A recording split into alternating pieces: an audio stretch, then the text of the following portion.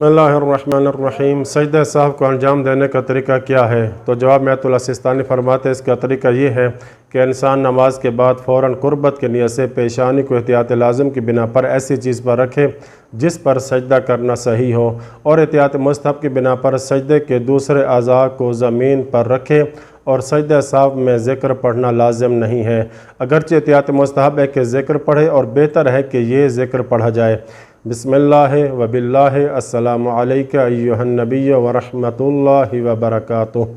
फिर सर सजदे से उठाए और दोबारा सजदे में जाए, और दूसरे सजदे में भी बेहतर है कि यही ज़िक्र पढ़े, और फिर बैठे तशहुद व सलाम पढ़े। मुकल्लफ़ यहाँ पर तीनों सलाम भी पढ़ सकता है, और सिर्फ़ आखिरी सलाम पर भी इक्तफ़ा कर सकता है, यानी कहे अस्सलामु अलैकुम, और बेहतर है कि इस हालत में व रहमतुल्लाहि व बरकातुहू का भी इजाफ़ा करें।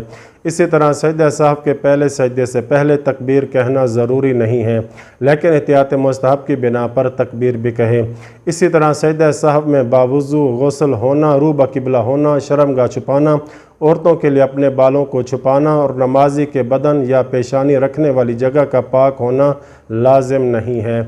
और वो चीज़ें जो नमाजी के लिबास में शर्त हैं, सजदा साहब के दौरान मुकल्लफ़ के लिबास में शर्त नहीं है।